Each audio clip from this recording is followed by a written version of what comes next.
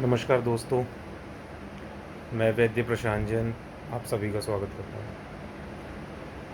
आप सभी के आशीर्वाद से अब बहुत बेटर हूँ। कोरोना के ऑलमोस्ट सिम्टम्स चले गए हैं, वीकनेस भी बहुत कम है।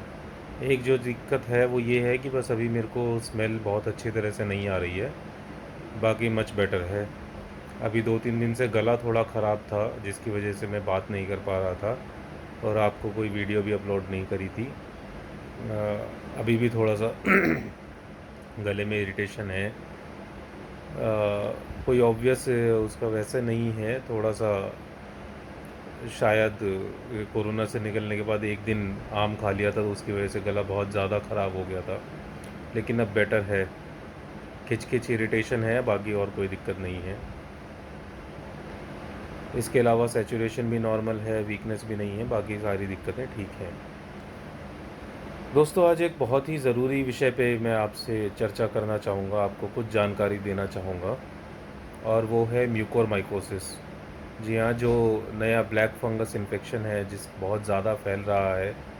शुरू में कुछ ही केस देखने को मिले थे, लेकिन अभी बहुत तेज़ी से फैल रहा है और जो भी कोरोना के पेशेंट्स हैं उनमें ख़ास तौर पर देखा जा रहा है। आप सभी के बहुत सारे जनों के मेरे पास प्रश्न आए, मेरे पेशेंट्स के, दोस्तों के। तो प्रश्न ये थे कि ये म्यूकोरमाइकोसिस है क्या? ब्लैक फंगस है क्या? क्यों हो रहा है? किसको हो रहा है? कैसे हो रहा है? कैसे इससे बचा जा सकता है? क्या सभी को होता है? नया है या पुराना है? तो ऐसे कई प्रश्न हैं, जिनके कुछ हद तक मैं आपको आज जवाब देने की कोशिश करूँगा। तो सबसे पहले तो जो म्यूकोरमाइकोसिस का इन्फेक्शन है या ब्लैक फंगस जो है, ब्लैक फंगस कोई नया फंगस नहीं है, कोई नई बीमारी नहीं है। ये पहले से है, बहुत दिनों पहले ये आ चुकी है, और ये ऐसा फंगस है जो जनरली पाया जाता है जो चीज़ें सड़ रही होती हैं उनके ऊपर। डिकेइंग मैटर के ऊपर ये फंगस होता है, ज़मीन में ये फंगस रहता है, ये हमेशा मौजूद है। फ़र्क सिर्फ इतना है कि ये फंगस अब अफेक्ट ज़्यादा क्यों कर रहा है। उसके कई सारे कारण हैं, लेकिन अभी जो देखा गया है, ये फंगस सबसे ज़्यादा अफेक्ट कर रहा है उन लोगों को जिनकी इम्यूनिटी बहुत ज़्यादा वीक हो गई है। जैसे कि जो कोरोना से ग्रसित हैं, पहले ही उनका शरीर बहुत ज़्यादा कमज़ोर है, उनके शरीर की इम्यूनिटी बहुत ज़्यादा कमज़ोर है, और उसके बाद ये फंगस जब उनको लगता है तो और ज़्यादा उनको घातक हो जाता है। जो लोगों की डायबिटीज़ के पेशेंट हैं, उनकी डायबिटीज़ बहुत ज़्यादा अनकंट्रोल्ड चल रही है, शुगर बहुत हाई है, अपने शुगर लेवल का वो ध्यान नहीं रखते हैं, या किसी और वजह से शुगर बढ़ गई है, तो उनको उनकी भी शुगर बढ़ने से इम्यूनिटी कम हो जाती है और उनको ये अफेक्ट करता है। जो लोग सांस के मरीज़ हैं, जिनको बहुत लंबे समय से स्टीरॉइड्स चल रहे हैं, हमने पहले भी बात करी थी स्टीरॉइड्स के जुडिशियस यूज़ में, कि स्टीरॉइड लेना लाइफ सेविंग है, लेकिन वो हमेशा आपकी मदद नहीं करते हैं। वो आपको जितना फ़ायदा करते हैं उससे कई ज़्यादा नुकसान भी करते हैं।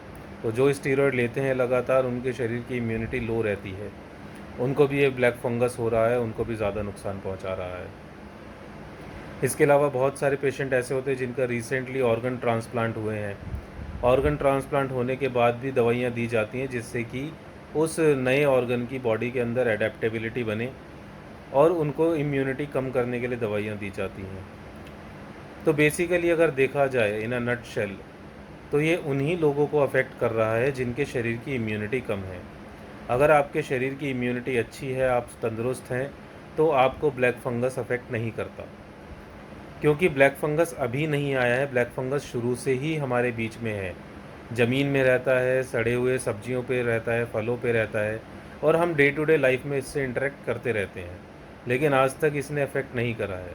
अब क्योंकि इस समय के चलते लोग बागों की इम्यूनिटी कम हो रही है, हमने पिछली वीडियो में बात करी कि आप मानसिक तनाव में होंगे तब भी आपके शरीर की इम्यूनिटी, रोग प्रतिरोधक क्षमता कम हो जाती है।